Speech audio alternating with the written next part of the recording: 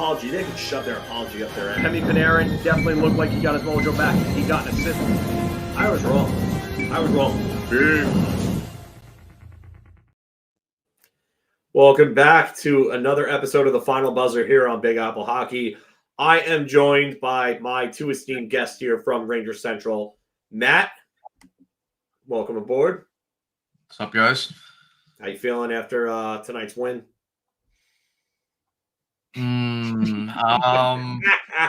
We won, but I mean, listen, we'll obviously get to more of this as we break down the game, right? But I don't know if people are going to exactly like my honesty, if I'm going to say that. But they won. And also from Ranger Central, Mr. Evan. Yeah, kind of in the same boat as Matt. They get their first win of the year, but it feels like the same recipe we've seen for 6 years now, which is Igor Shesterkin plays out of his mind, and they find a way to get the 2 points in spite of the fact that they got outplayed. Pretty much what Matt said going into the first game kind of is what you feel like going into every game. They're going to get outplayed, but will they win or lose is really what it comes down to. I think someone here is on the same wavelength as you, Evan. Just one game, right? Always just one game. Always just one game. I won't flash that other comment because that might, yeah.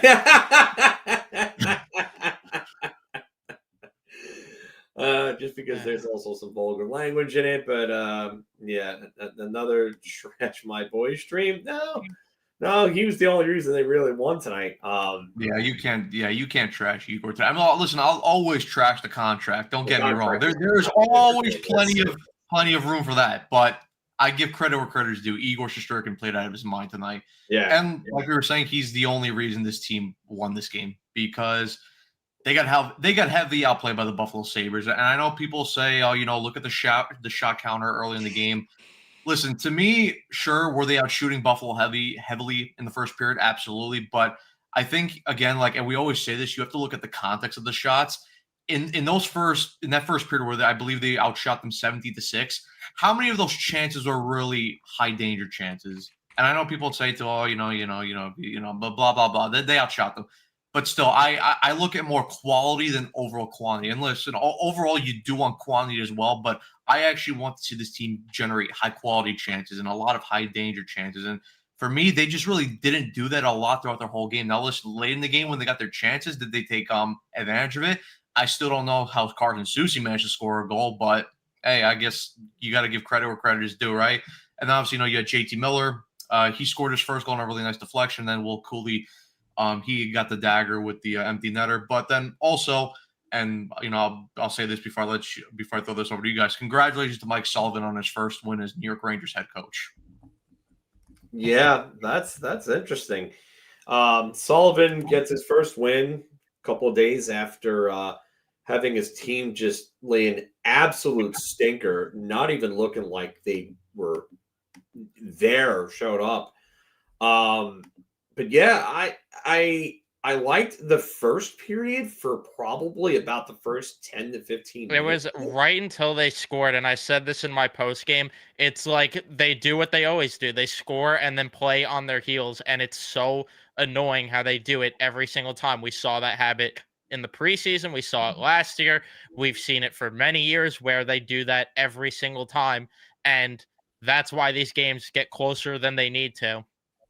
Yeah, and you're right about that. They've done this for years. I can go back to even before you guys are old enough to watch and talk about how they would just go into shells. And I mean, I could go back to like 08, 09 and those days and talk about just here, let's get a goal and let's have Henrik Lundqvist win us the rest of the game.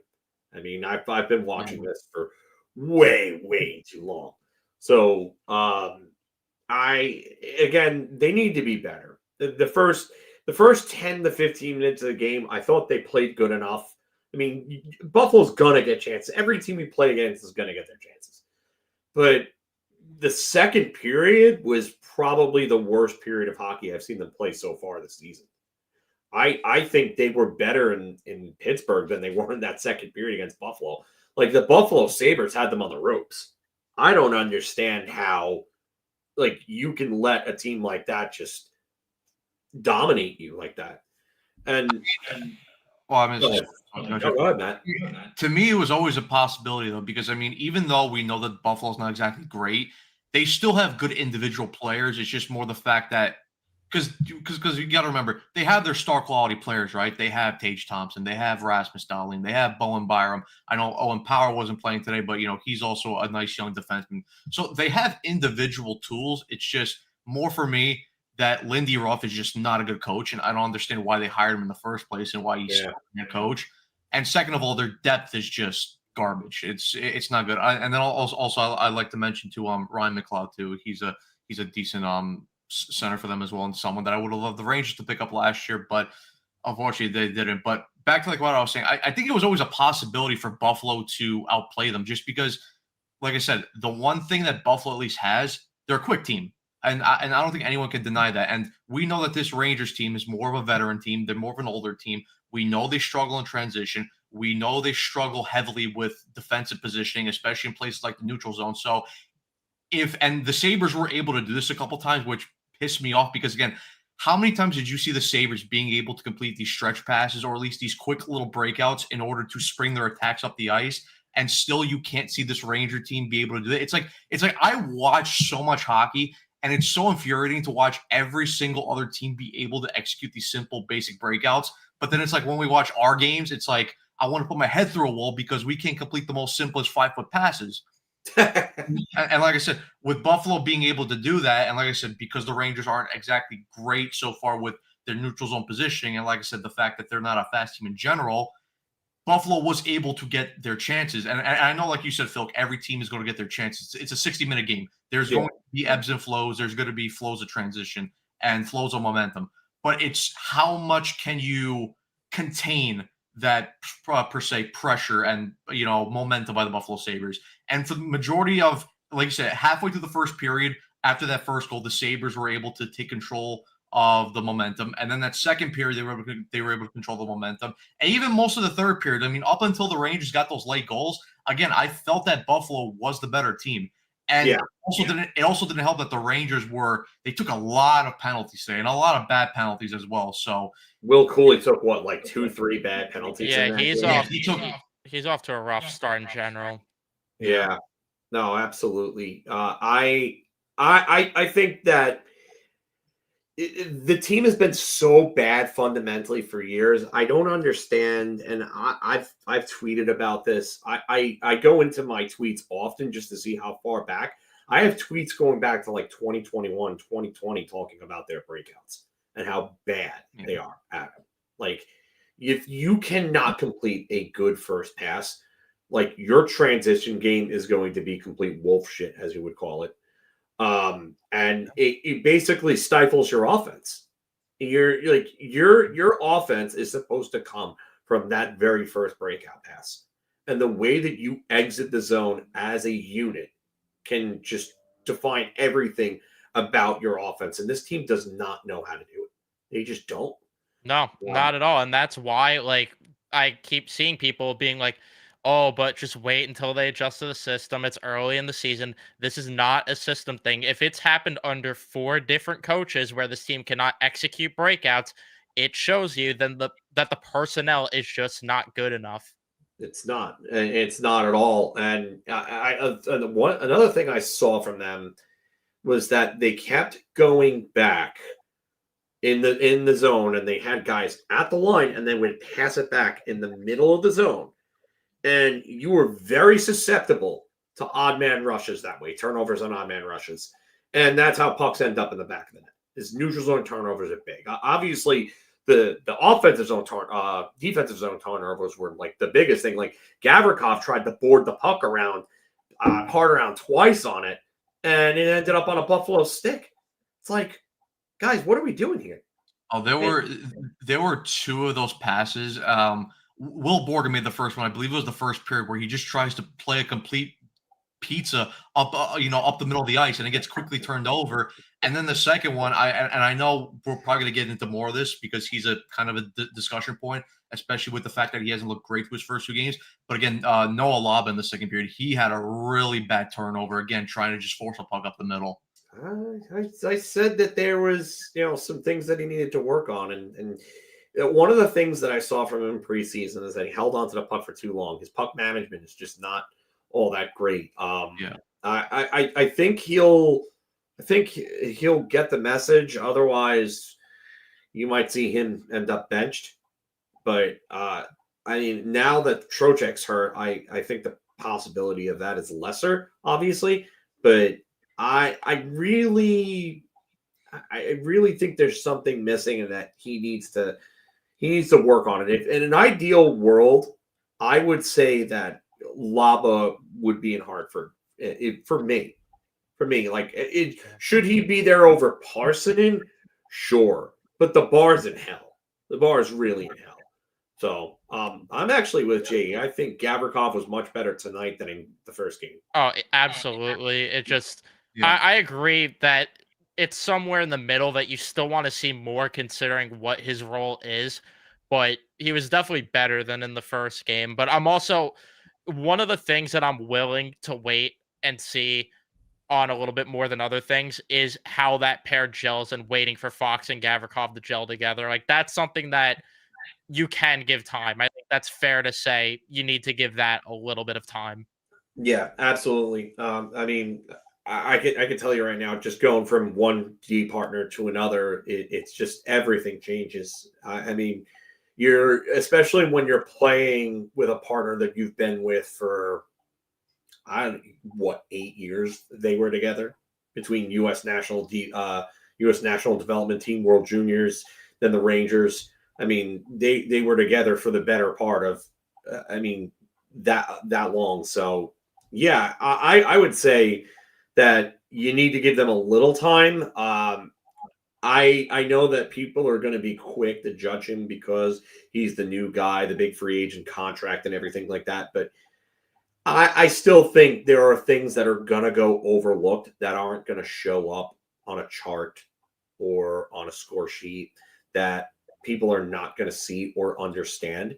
And I think there's going to be a lot of value with Gavrikov in that. So, if he could stabilize Fox, who, I don't know if anyone else noticed it, but did anybody notice that he was shooting more and shooting harder? Yeah. Like, he put on some muscle. Like, some of those shots he took were just like, he was ripping them. I'm like, whoa. I was like, Adam Fox doesn't shoot this hard. Yeah, no, even on the power play, I was noticing that a bit, which the power play still is a disaster and needs a lot more movement. There's one other thing with Gavrikov I wanted to add as well, that I do remember also when he first got traded to LA, there was a lot of criticism about him in LA when he was first adjusting. So I thought I would note that as well about him. But with the power play and Adam Fox, yeah, I don't know if they have the personnel to have a good enough power play this year, to be honest with you, because we talked about it last time with losing Kreider at the net front, and it's so bad that they already had the double shift Panarin on that second unit. And now if Trocheck's missing time, now you lose another guy who's supposed to be on your power play. Like, the fact that Matt Rempe is getting power play reps and isn't good enough that you have to double shift Panarin this early in the season, that's concerning to me. You do have options in Hartford. Like, we don't have to play Taylor Radish, and we could play Brett Berard. I know that's a crazy concept, but it's just so it's just very concerning that the power play looks honestly worse than it did last year, you could even argue. Oh, 100%. It looks worse. And I think that is the one big disappointment for me, because like we just mentioned, the one thing with Fox, right, he's been shooting a lot more. I think the biggest thing, even though the power plays the last couple years, especially 22, 23, 24, those power plays look good, but I always felt that the one thing that power play missed was Fox being a bit more dynamic, because we know that Fox loves to pass and stuff, right? And I get it. He has, very good puck senses, and he is a very good, offensive awareness type abilities, right? But I think the one thing for me, like with Fox, right, and it kind of shows when you watch either Colorado games or Vancouver games, when you watch how Cale Makar and Quinn Hughes both walk the blue line and how they control the puck during those power plays, they make those power plays a lot more dynamic because one, and I know this kind of attributes more to Fox needing to be a better skater, but because those two guys individually, they're both very good skaters, and you know that they're aggressive and they're going to look to create and have shots of their own, it opens up more space for their teammates as well because you're drawing already so much more attention to yourself. And I felt that, like I said before, that was the one thing that those past power plays were missing. Even though, like I said, those power plays in the past were great, it just sucks now that we might see that more from Fox now, even though the power play now, either through system-wise or either through, individual-wise with other players on the power play doesn't look as great and doesn't look as dynamic. Yeah, it's when you lose Chris Kreider, you lose 15 plus power play goals. You lose a net front presence. You lose a guy that's just going to give goaltenders problems. You don't have a guy that's really willing to take like the lead on that power play. I just, there's too many Indians, not enough Chiefs there for me. And the zone entries, as everybody's pointing out, Nick pointed out one. I think Haley said something about one. They've been terrible at zone entries on power plays for a while now. I would say like the last time they were really good at it was like Panarin's like first season in New York. Like he was great at gaining the blue line on the power that play. or like maybe 21-22 season. Yeah. I don't understand like how they don't have the ability to gain the line. And if you don't have the ability to gain the line, why are you not dumping the puck in and going and grabbing it? Because they don't have guys that are willing to forecheck. Like Mika, Panarin, they don't forecheck. Like you said the other day, Panarin plays on a circle rink, and he pissed me off so much tonight. Like I was just the amount of times that Panarin was just cheating the game and not willing to do anything in the defensive zone, just avoiding contact like he did in game number 1. I'm at a point where I'm hoping this team is bad enough where they trade him at the deadline. Like, I'm sorry, but I'm just so tired of watching this with him. And if they give him a $10 million contract or any sort of contract going forward, what a huge mistake, because I'm just so tired of the soft play from him. I'm tired of no effort in the D zone. And like we talk about, rubs off on other players like Lafreniere who do not do anything in the defensive zone. And I don't agree with that, J.E. I really don't. I did not see any of that from Panarin tonight. Yeah, I don't think he got stronger as the game went on. Sure, he might have made a play to help with Susie, but I just don't. I don't see the Panarin that I used to see.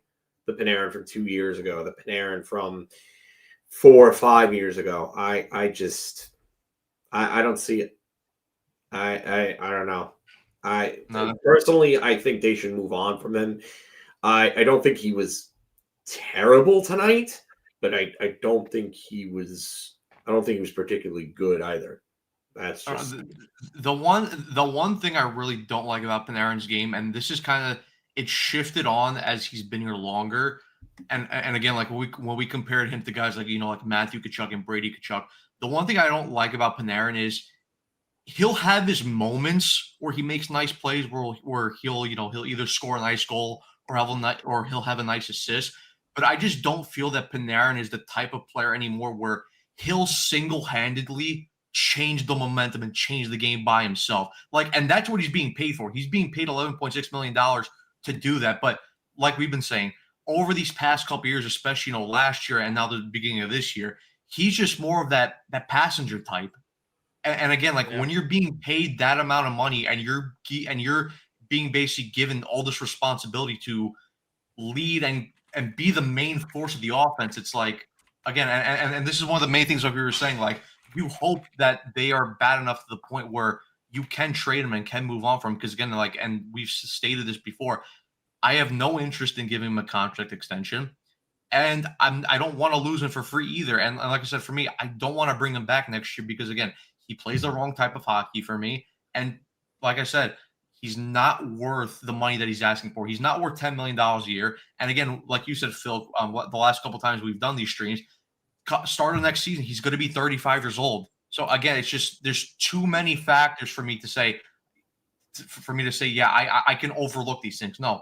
Panarin is, for where this team is going right now, or at least for where we want them to go, Panarin is not the solution right now. Yeah, I mean, going forward, I don't think he should be with this team. If I'm going to talk strictly about tonight, I would expected more against Buffalo. I mean, did he hurt them? No, but he didn't help a lot. I don't know. My problem is kind of what Matt said, honestly, where you really only notice him right now when he's getting points on certain plays. Like, are you noticing him any other times to like help set up opportunities as much? Are you noticing him in any of those kind of scenarios? Because I'm just not seeing it at all. Yeah. Now, I honestly think that if they go into a big slump and they look like they're moving players, they should, or look like they're going to go towards the draft lottery, rather they should look at moving him out. But I mean, for this right here, I don't know. I don't know if I would want Parsnip at at number 2 center. So yeah, I have no idea about that. I would rather see Laba come in and try to play it at number 2. I don't think Mika Zibanejad gives you enough at center anymore. Because really, when you look at it, this is the big problem here. Like, this team is slow. Yeah. This team is slow and it's old. So yeah. It is funny you bring this up, Killjoy. I mean, because it's not the first time that Artemi was talked about as being a soft player. I mean, I remember a lot of people getting on him for his performance in the bubble. I mean, he had, I think, 2 points in those 3 games, and I think they were both on the power play. His 1 goal was on a 5-on-3. And I think the other assist was a power play assist. So, yeah, this is not the first time he's been talked about as a soft player. The 2012 run, like, he was non-existent against Tampa Bay. I went in on him. Sorry. I went in on him after the New Jersey series. That was a series where I'm like, because after those first 2 games, he was just, the entire team obviously was non-existent, but it was like, where is this guy? Yeah, and I could see this, Kaylee. I mean, you gotta wonder at times like what he's doing. So, and I disagree with that comment that we gotta hope he starts playing better. The Rangers traded for Patrick Kane, who is on 1 hip. A team will trade for Panarin because he's Panarin. Like, the name itself will get him traded. And like Kaylee even says, he'll find a way to put up the points either way, even though you're like, how does he have this many points with the way that he's playing? See, the thing, the one more thing I want to say about Panarin is, right, like with the other the comment came up, how, how Killjoy said, Panarin is soft, and how the Florida series really changed our perspective on everything. And listen, to me, this is kind of like where I always say with how fans are kind of super extreme with stuff, because again, like, listen, I love how Florida plays, and I love how aggressive they are, and I love how they get on the forecheck.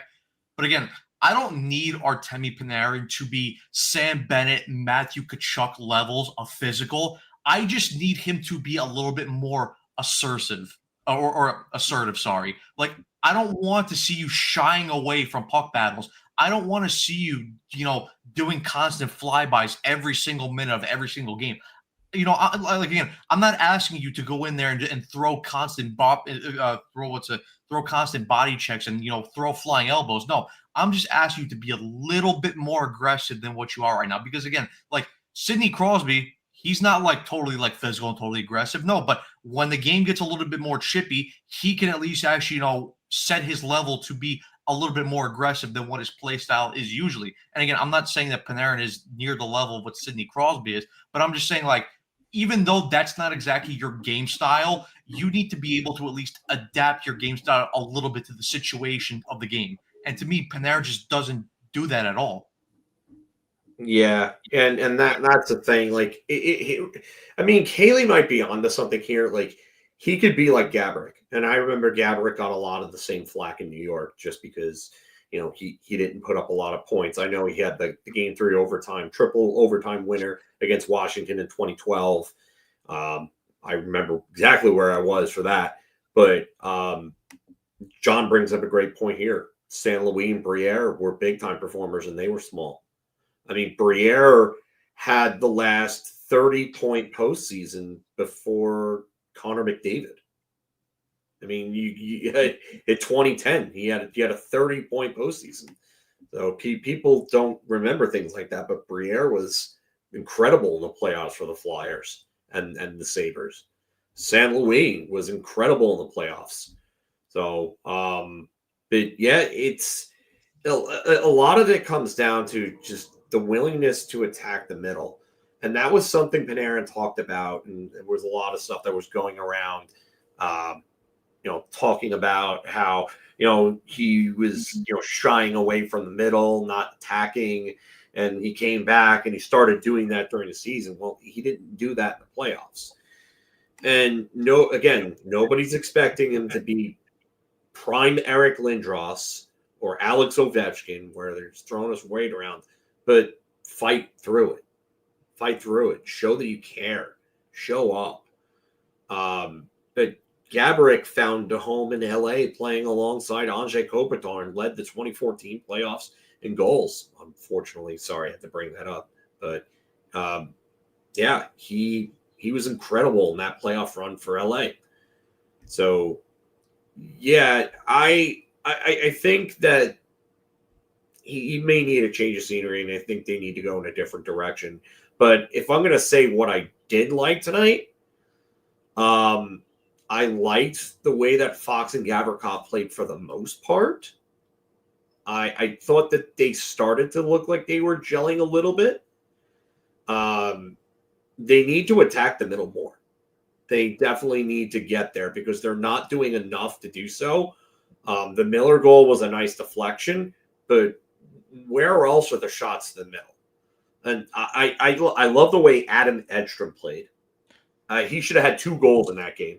Yeah, he was good. The only thing I'll say about Edstrom and something that frustrates me about him a little bit is like it's just one small thing. I just want to see him finish his checks more because there were so many times tonight where he's getting in on the forecheck and I'm like, please finish your check because the Rangers would generate so much more from that fourth line if he was able to do that because he has the tools to be a really effective fourth line player. And we saw last year when he went down, the fourth line started to play poorly. I just am begging him to start to finish his checks more because if he did, then you have a perfect fourth liner there. Yeah, and I love the way he plays. I do agree. I wish he would finish his checks. And there are times where he does. He just doesn't do it enough. Yeah. Like, there are times where he is physical, but he needs to do it a lot more, especially for a guy that size. You're going to intimidate everybody you play against. Like Matt Rempe. They know they're going to take the hits when he's on there. And that's why they cough up the puck. And they get scared and they don't know what's going to happen because you don't know if that guy's going to come in with an elbow.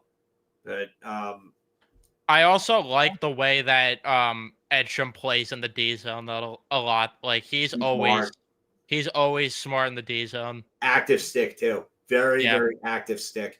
Deflected a few pucks out of the zone that helped relieve some pressure. And I remember that there was a play that I don't remember if it might have been both him and Gavrikov getting back on that play where Buffalo had a rush coming the other way and both of them got back to break it up. I mean, I remember Tuck being broken up by Gavrikov, I believe, on one of Yeah. them. But I think Edstrom helped out on one of them as well. Yeah, I honestly, I don't agree with this. No, I don't I either. I I thought they were better last game at that than they were this game. I didn't see that this game, especially after the first period ended. I didn't see it. More so after the goal, after the first goal. That's when things started changing. Buffalo really was like, okay, like we have to wake up now. So, I thought they were better defensively in the first game. It just they couldn't get the puck in the net in the first game, and they couldn't attack the middle at all. At least there was a little more of that tonight. There was a little more jam. Lafreniere's goal was a jam play. I mean, that's good to see. I want more of a consistent effort from him. Yeah, I feel like I know when they're playing Buffalo, he's going to have a good game. Yeah, But he always does. where is it otherwise? That's what I want to see. I like the fourth line. The fourth line generated a bunch of chances, and they were pain in Buffalo's side tonight. I thought they were good. I don't know what you two are laughing at. I'm laughing at what Steven sent in our group chat that the Rangers misspelled Shesterkin's last name on the shutout graphic. No, I'm not surprised by that. Not surprised by that. Shesterkin, that's how they spelt it. Yeah. This what I would say. It's a good first period. The rest of the game was not a great game for them. No. No, and even in that first period, like if I'm going to be annoying about it and nitpicky, I still wanted to see them attack the middle more and get more high danger chances on those shots. Like the high shot volume's fine, but we talk about it with the Canes all the time that you want to see them not pass up high danger chances. Yeah.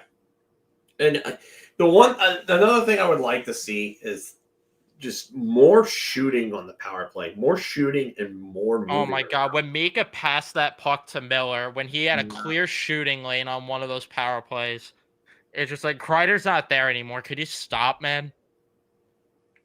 Yeah. Yeah. I think there are things that they might be able to be good at, but I'm not high on the power play. The power play is there's not enough there. Matt, I see you got something. Yeah, the two things that I really don't like so far on the power play. And one thing it surprises me because one of the power play goals we saw in the preseason was they actually utilized this. Well, one, the main thing is I don't think there's enough off the puck movement on the power play, which again just doesn't open up enough space for everybody. And two, again, and this goes back to the point of the goal that they scored in preseason because I forgot which. I think it was the second game of preseason against Boston at the Garden. JT Miller scored that really nice power play goal off the bumper. Again, this team just doesn't utilize the bumper enough. And again, the bumper goes into perspective with like what I said with the first point of movement off the puck. Because again, when you move you puck movement is essential, right? But when the most dangerous guy is not always the guy with the puck, it's always the guy who doesn't have the puck because they can find those open spots and you can find and open up those extra passing lanes to allow you to create more high danger chances. And again, for me, like I just don't understand why they don't use the bumper a lot more. Yeah, and Pittsburgh and Washington are two teams that have used that bumper play, that funnel to the bumper, where they go down low behind the net and they come back out to the bumper and it ends up as a goal. I've seen them use TJ Oshie, Alex Semin there, a few other guys. Even Tom Wilson's been used in that position before. But that's a play that the Rangers should take more of advantage of. The biggest problem I see with the power play, the way that they could correct that, is the spacing of the player that's in the bumper. Braden Point is, and I've said for years that their power play setup has been the best power play setup that I've seen recently. I mean, they've had all the all the right guys there. I just think that they need to get the player in the right position. The spacing is just not enough. So like when they had the chance to use Zibanejad in the bumper, they had the open pass, but he was way too close to the defender that was right nearby him to be able to get the shot off, and the pass ended up going through and then out of the zone on that particular play. But they're just the fundamentals on these things. You were going back to fundamentals. Fundamentals are poor, and if you can execute that properly, you may be able to overcome a little bit of the deficit that you have by not having a Chris Kreider there anymore. And but even then, that power play was starting to get stale. Like Kreider was great at what he does, and he'll be great in Anaheim. And a lot of the Western teams are not used to, having him as somebody that they have to face on a nightly basis. Now you're going to be without him, and you hit. The comment from Captain, my captain, Sir Marcus spitting facts. Sir Marcus of Layup. Yeah, there he is. Sir Marcus of Layup has joined us in the chat. But he's absolutely right with that. Yeah, I agree. I mean, I just think that this is. I would call this game empty calories. Like you're eating a bunch of carbs and you're left with empty calories, and you're left with a little bit of a food coma, stomach aches, but at the end we're going to see what happens the next game with Pittsburgh, because Pittsburgh's 2-0 and they're riding high. They had a tough game with the Islanders tonight. By the way, congrats to Maxim Shabanov on his first NHL goal, and Matthew Schaefer on his first NHL point. No, we're not here to talk the Islanders, but figured I would throw some shout outs to them for that. So yeah, my problem is because people will say, oh, you should be beating Buffalo anyway. And while that's true, it's you want to see them outplay them. And especially when they're as injured as they are. They didn't have their number one goalie. They don't have one of their top 6 forwards. They don't have 2 of their top 4 defensemen. And, Jordan Greenway, Polar Bear in Arlington, Texas in that group. But nonetheless, he's still a regular piece over Mason Geertsen, who I could not believe was in that lineup for them. Mason Who Geertsen. Buffalo looked like they missed tonight, though? JJ Peterka, because holy crap, do they need a guy that could put the puck in the net right now? That trade was terrible. Yeah. Kevin Adams masterclass. I don't understand how the Rangers weren't able to pull that deal off if what went to them was Kesselring and Doan. Well, we can't move. Braden Schneider. We can't move Braden Schneider. That's the problem here. Because I'm sure that was part of the problem. I don't understand this team's fascination with Braden Schneider. I really don't. Okay, he's a bottom pairing defenseman. Okay, great. You could go out and get another guy that's probably just as productive as him for cheaper than what he's making. Yeah, and you know what? Keandre Miller had 2 goals. Great. Cool. I really don't care that much. I don't. He'll look better in Carolina. And then if he goes somewhere else, let's just say his play starts to fall off and he goes somewhere else, you'll see what he really is. So yeah, this comment by Nick too, because I just wanted to say this, terrible. Right?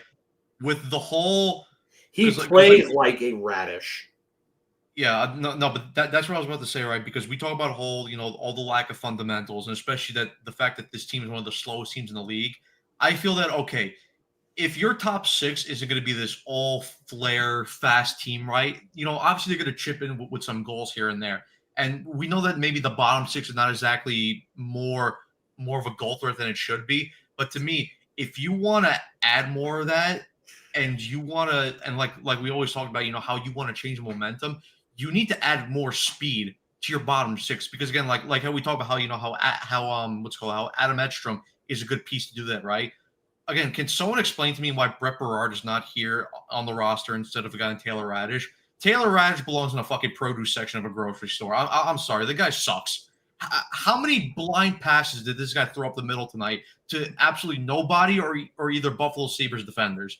I can't watch this guy anymore. He sucks. And like I said, like Brett Berard should be here and he should be playing every night because, like we said, he fits Mike Sullivan's system of a north-south guy. He's gonna get on the forecheck. He's gonna try and change momentum, and he could chip in with a couple here with a couple goals here and there. Listen, I'm not saying he's gonna put up 25 goals, but he can at least maybe give you 10 to 15 goals. And like I said, just change the momentum a little bit by getting in on the forecheck, causing havoc, causing turnovers. Even his defense isn't that bad either. He could provide you some solid back checking as well. And to me, and this goes hand in hand with the whole Noah Laba point, right? Because I know Laba has struggled also, and he has his own issues that he needs to iron out with. But if you want to give Noah Laba a chance, give him some actual good teammates to work with. Because again, okay, Connor Sheary hasn't been great so far, but at least he's better than Taylor Radish. Again, like I said, Taylor Radish belongs in the fucking produce section of a grocery store. He does not belong on an NHL roster. And to add to that as well, for a team that, like I said, is starving for someone that could play on the power play, when you have that option in Brett Berard, I promise you're not going to need to lose sleep over Taylor Radish not being out there, who's not on the power play, and he's not killing he's killing penalties for you, but okay, this team already has enough penalty killers as is. Do you really need Taylor Radish here to be on the penalty kill? He's nothing more than Taylor Pyatt 2.0. And if anybody remembers Taylor Pyatt as a Ranger, man, that's bad. Some bad times. Guy really didn't have. He was a better skater when he was younger, and he came to the Rangers, and the Rangers actually traded him mid-season to Pittsburgh and ended up playing against him in the playoffs. Funny enough, that year. So Taylor Pyatt was just not a good player for them, and I'm literally seeing the same player. And I'm pretty sure they wore the same number too, if I'm correct. I think they were both 14, but same number, same first name, everything. It's just like this was another one of those signings where I remember when I put my video up, it was one of those ones that was like, well, why are you upset? It's only 1.2 million. They could just bury him in Hartford. It's just like, the point is, if you have to say, oh, they could bury him in Hartford if he's not good, then why are you signing him? Because clearly he's not good if he's not going to stick around.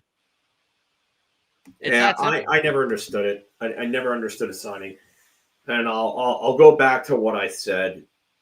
You brought in a guy that doesn't fit the identity of what you want to play, and you paid him more than the NHL minimum to do so. Like, why? Oh yeah, don't even remind me. I can go back on Twitter, search my name and Pavel Dorofeyev, and there's like I think 3 to 5 tweets of me on draft night in 2019 wanting Pavel Dorofeyev. And not being happy about getting him. He's a very good, sneaky little player. I remember because I believe his first season was 23-24 after the coupling season. I remember this guy coming up and his first couple games, and he was not saying he was scoring at a high level, but he was doing a lot of the little things right along with producing. And I mean, like I said, he's really grown over these last 2 seasons right now. I mean, that's a very nice steal that Vegas got in the draft and Dorofeyev. Yeah, it's pretty bad. I honestly, it's that's a guy that I wanted in the draft that year, and I was not happy, not happy at all about not getting him. So, and they had a couple chances to do so, but nope, they didn't want him. And with Radish, like Kevin said, they gave him 2 years instead of 1. But Taylor Radish isn't good defensively either. I mean, that's the thing. Taylor Radish doesn't give you anything. At least Brett Berard could give you something. I understand that he needs work defensively. I'm not going to disagree with you there. But I say the same thing about Scott Morrow. Okay, I understand he needs work defensively. That's fine. But at least he can impact the game on one side of the puck in a positive manner. He's not a complete net negative. So, Is yeah, I it mean, crazy to say that I would honestly rather see Johnny Brodzinski in the lineup over Taylor Radish? no, not at all. Johnny Brodzinski should be in the lineup over Taylor Radish. Because he could kill penalties. He could at least be on the power play also, and at least he's giving you some speed in the lineup that this team does not have at all. What I don't get is why he's not in the lineup, considering that he actually plays the exact type of hockey that Sullivan wants to play. Like, why are you making your lineup slower and worse by having someone like Radish in the lineup? Like, I that line's never going to happen. Perot needs to be in Hartford. He needs to get like 20 minutes a game in Hartford. I mean, and yeah, Johnny did have his nights. He had some very good nights for them last year. And, he had a couple of games in 23, 24 as well. Yeah, I remember for a minute in 23-24, people were ready to crown him as the 3C and say the Rangers didn't even need the trade for one. And then they got Wenberg, which we know how that deadline went. Yeah, we know how that went. So, but yeah, I think Brodzinski fits. I like Brodzinski. I know that Brodzinski gives some sort of leadership qualities. So at least he could be in the lineup. Yeah, he scored 13 last year. So yeah, I don't understand it at all. And I think the sad part is I think Parsonen's probably ahead of him on the depth chart as well. yeah, so I don't understand it either. And Parsonen didn't look great. Why do you need to be married to that type of player? Like, there was no reason to have to give him a contract. And now he's making that money to sit in the press box for the money that you gave to him and Radish. You could have just signed an actual 3C. I think it just goes back to the whole point of, for some reason, Chris Drury just loves to double down on ass, like for whatever reason. Because we mentioned it a lot last episode we did with the whole Will Borgen thing. Like, okay, I get it, that wasn't a great trade, but okay, why didn't you just flip Borgen? Why'd you have to give him a 4-year extension with or a 5-year extension with a no trade clause? Okay, like sure, the trade for Ryan Lindgren and Jimmy Vesey wasn't the greatest by getting guys like Calvin DeHaan and Yusuf Parson back, and was it 2 second-round picks as well. But again, just because you traded for Yusuf Parson doesn't mean you have to bring him back. And again, like we talked about, like, especially now with Trocheck being hurt, and the lack of center depth as well, with Mika not being a valuable option for center anymore. Me and Evan were talking about this constantly throughout the offseason. It's like you could have used that money saved by not signing Radish and Parson, and you could have easily used that towards a guy like Pius Suter, who signed a really cheap contract, an affordable contract with the St. Louis Blues this year. It's just this weird obsession with Drury doubling down on shit moves that he's made. I don't understand. Yeah, I don't. Jack Roslovich signed? Yeah, he signed with Edmonton for $1.5 million. Yeah. Yeah. Again, that's somebody that very streaky, very inconsistent. If you look at the numbers, it was like 9 goals in his first 12 games, and then he had another, I think. No, I'm sorry, it was 12, I think. Hold on, I did the split on this, and it was ridiculous. And I think in his final 62 games, he had 10 goals and 23 points, I think it was. He just had a very hot start, and then he cooled off completely. That's somebody that'll never, he'll never likely figure it out. It's just what he is. So, I mean, 22 goals and 39 points. But again, he shot at 15.8%. That likely will come down. Oh, Yeah, like I goodness, mean, like Leo's Leo's comment comment. right here. Oh my god. Radish, Vakanainen, and Parson, $4.3 million in cap space. Oh my goodness. And they're all terrible. Yeah, They're all terrible. when realistically, if you take out those three players and reuse the cap space, because no one can tell me, okay, would everyone in the comments, would you rather have Radish, Vakanainen, and Parson, or would you rather have Brett Berard, Hugh Suter, and Scott Morrow in this lineup? Because I know what I'm choosing. Yeah. That's another one I don't understand. And I know that I don't know, like with Scott Morrow, I know that he didn't have the best preseason, but when this team is starving for guys that can move the puck, it's just like I don't understand how you don't have him in the lineup right now over Vakanainen. Yeah, I mean that's the thing. That's what I said. You like, where are you getting puck movers outside of Adam Fox? Like Gavrikov's not on that pairing to be a puck mover, although he can. Like he's okay at moving the puck out of the zone, and he's not bad at zone exits, but that's not his like real mo. That's Fox, and like outside of that, like It's so bad that Schneider's their second quarterback option on the power play. Carson Soucy played second power play unit in game one. Like, what are we doing? I would love to. All right, I'm gonna pose this question: over under, let's say 7 goals on the entire year from the second unit. I think I'm easily hitting the under on that. Like, Yeah, I'm under. sorry, because Under. the second unit is non-existent. That was the problem. You have to get pretty much perfection from the first unit. And when Statboy Steven used to say, "Oh, second unit's coming out, just bathroom break time." Now it truly is bathroom break time when the second unit's out because they are not doing anything at all. Anything. The two Scale reasons woman. the two reasons for me why I even say under in the first place is one, the actual players on that unit are not good, and second of all, I think that power play unit is going to be so bad this year. Where I think at some point Sullivan's just going to say, "Fuck it, let's just run the first unit for basically the whole time, and maybe You give might them as 30 well. You might as well. Like, what you put Lafreniere on there. You mean so you don't really care about getting him power play one time. That's clearly not happening. I don't know if that'll change with Trocheck's injury, depending on how long he's out for. The other thing is, like, you could put Brodzinski on there, and he could probably be your zone entry guy.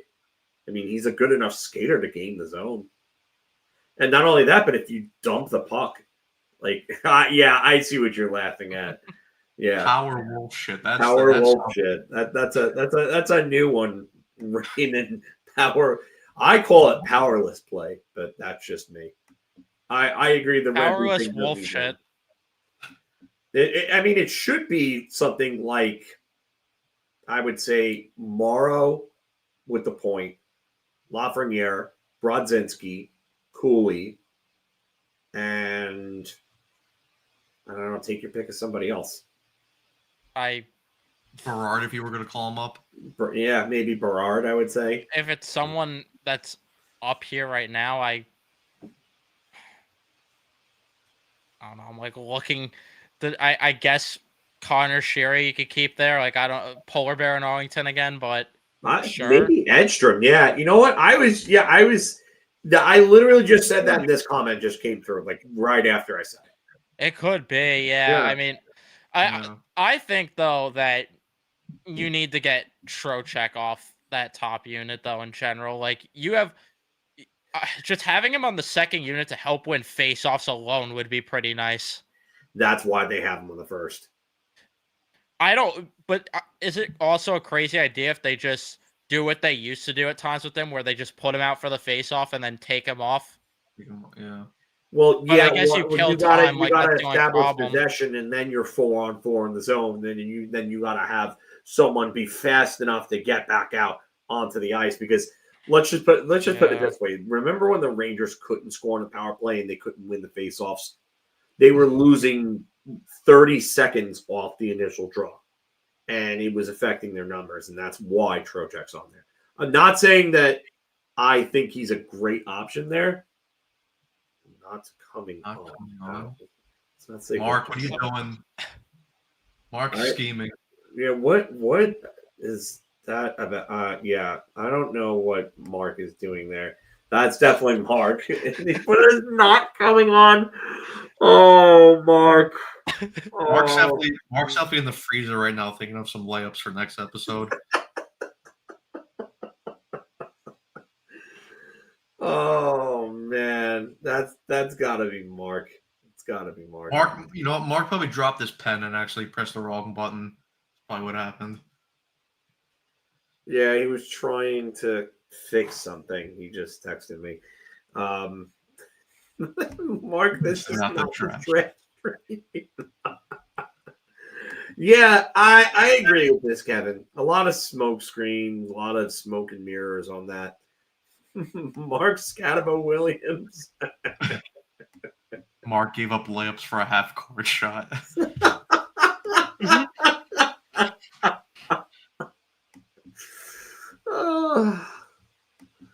Oh man. Oh, we love you, Mark, but you just make yourself a target sometimes, man. Seriously. Oh, but yeah, he's trying to crash into the stream. Sir Marcus has been relegated to just Mark now. No, he'll always be Sir Marcus. Blood thinks he's on the team moment. A small apple hockey moment. Mini It was apple like- hockey. It was like one of those things where it's like you're playing hockey and you're not supposed to be in the ice because your coach specifically put out who the unit's going to be, and then you just quickly sneak on to try and get on there. Need a Mark blooper reel. I would love that. If There- someone you know, if someone in the chat is actually willing to do that, please do that. There's no way someone's going to be willing to go back years and find all the footage, but because the other problem is what I said last when you guys were trying to end your stream yesterday, that Mark is just terrible at ending streams also. Yeah, I saw. We saw that comment after in the chat. We were talking about that in the post stream chat. He laughed at it, but yeah. Going back to the power play, JT Miller was 1% worse on the draw last year than Trocheck. So what's the difference? I'm actually with you on that, especially if Mika Zibanejad's going to be a shooter. Like, just have JT Miller on there and then put Lafreniere on the other point. Like, it's not. But even then, they had Mika taking some of the draws also on the power play. I'm not sure who I would don't make get a funnier blooper reel, me or Mark. The brothers laugh at making. I don't remember what that was. Maybe it was the two of you and just realizing you guys were brothers. I'm not sure what you're referencing, but I'm glad you got a laugh out of it. I don't know what to say. I'm sorry, but yeah, Jamarcus Williams. Mark's whole blooper reel More like probably be Jamarcus Russell.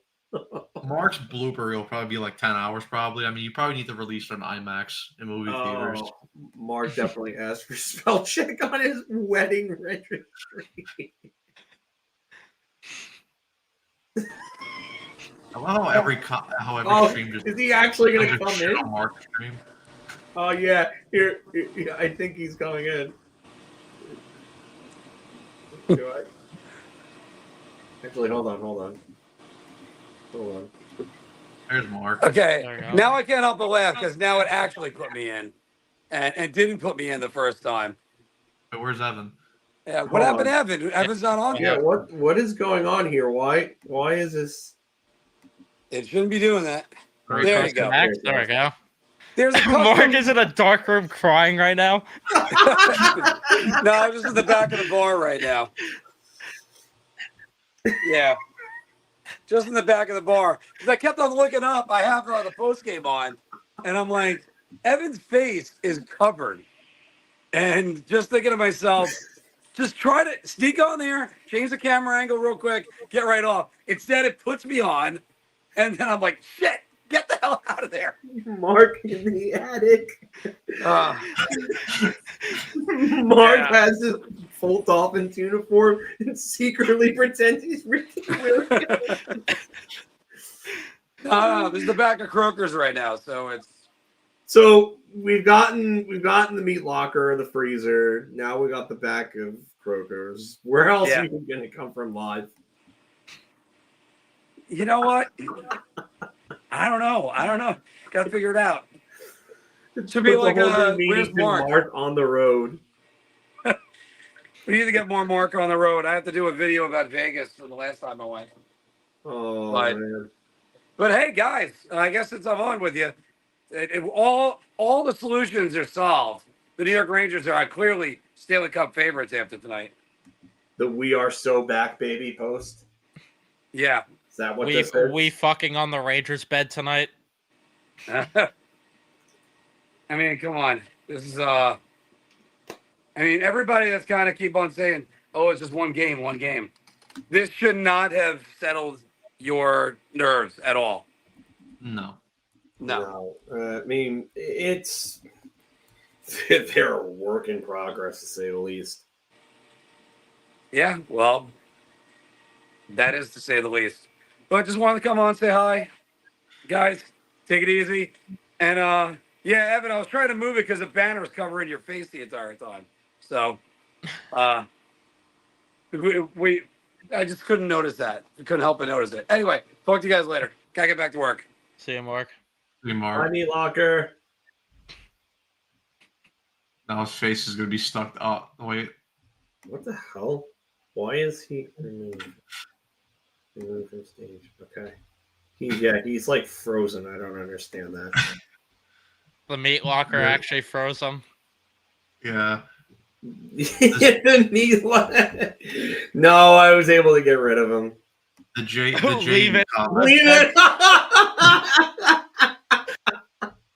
The JE comment is just it's a legendary quote. When they found Mark Williams in the meat truck, they had to wait 3 days from the thaw for the autopsy. Can't go wrong with a Goodfellas quote. No. Frozen Mark. Frozen. Oh, now it's gone from the studio for whatever reason. I don't know why it He's was in faking there. a freeze to hear the insults.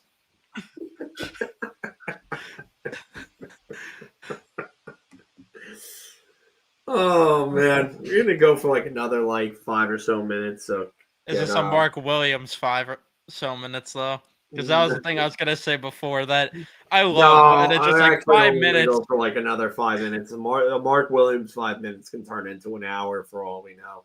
So Yeah. we'll do like another 5. What time is it right now? 12. We'll get off at 12:10. So we'll do 6 minutes. I gotta say, it makes me laugh when he plays the music just for you guys to go for like another 20 minutes after he plays it. Yeah. Oh, it's great. It's great. He does that as a tribute to his cousin. So it's I don't like to crack on that too much, just because. his Oh no, cousin's I'm not saying anything about the music. I'm just saying I love how he plays Yeah. it to end it usually, but then it goes another 20 minutes. Yeah, that is true. That is absolutely true. The I'm gonna song's start great. playing music, streaming for another 45 minutes. That's the point. The song's great. Yeah. Oh yeah. He's just Mark. we love him, but yeah, it's. And then last night he kept holding up the bottle. Oh, It's just like when he got confused about the other night, and he got confused by he got distracted by Taco Bell. Ovechkin looks like he has a painting of himself in his attic, but without any hair. This is what my brother and I said, and keep laughing. I'm not sure if I'm lost. I'm sorry, I'm lost. I don't know what was going on, but okay. I'm sorry. to get into a headspace for hockey takes. Mark slides back and forth across the meat freezer. He thinks he's in the game. Oh, jeez. This always happens. Blood thinks he's on the team moment. Absolutely. No, absolutely. No, he puts a lot of work into this stuff, and he loves the chirping and stuff like that. He won't say it, but he loves it. As long as it doesn't go like really, really overboard and it starts getting like personal, like he's cool with a lot of things. But he loves that stuff. He does. But so I guess before we wrap up, what are predictions for Saturday? Well, the problem honestly is, do we think Quick is getting Saturday's game or do we think he's getting Sunday's game? That's kind of Sunday's the Capitals. I think Quick is the Saturday game, and Igor gets the Capitals game on Sunday. I also didn't hate the idea though that of someone saying in the chat, in my chat that is, someone suggested to start Igor the next game and then Quick against the Capitals and pretty much just wave the white flag against the Capitals because you're probably not winning that game either way. All right, if Quick is starting, I'll just give you two predictions. If Quick is starting, I'll say 5-2 loss.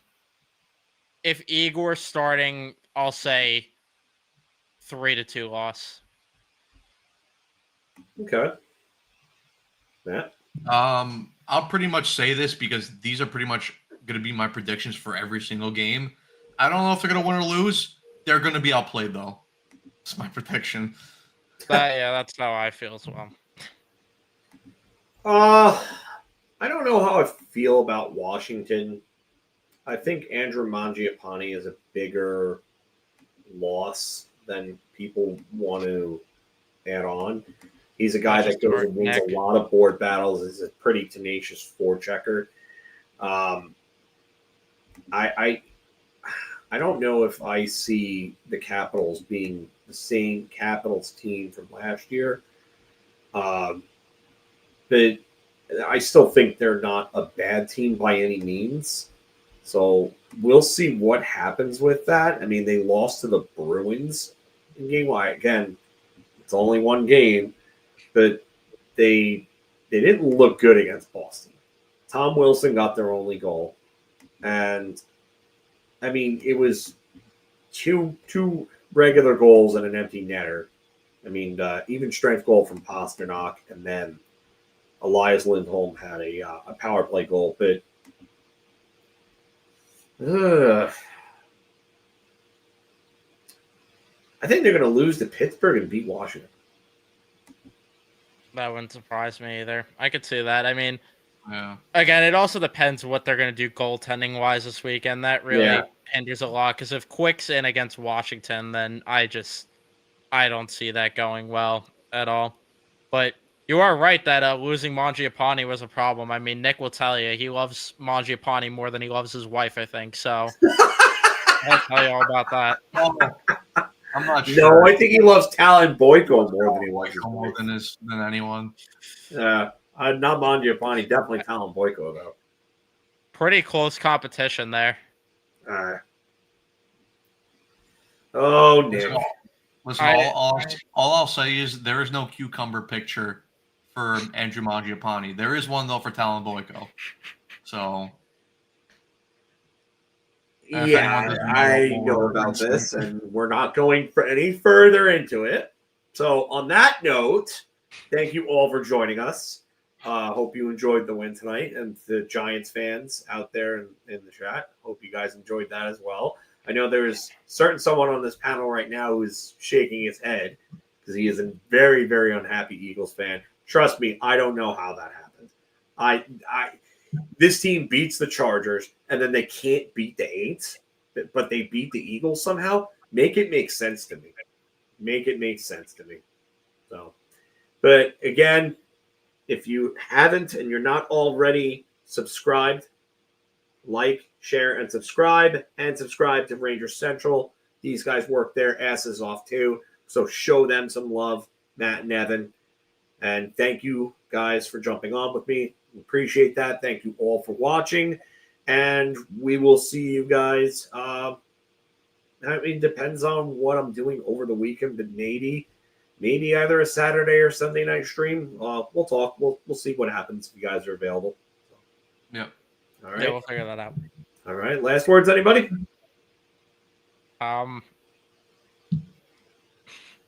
The Yankees lose, I guess. Yeah. Well, yeah. I saw the comment, and I had to say it after you said the Giants thing. Okay. All right. That's fine. And the Phillies lose because fuck Phillies. Yes, the Phillies lose. That was Yeah. beautiful. No. All right. Good night.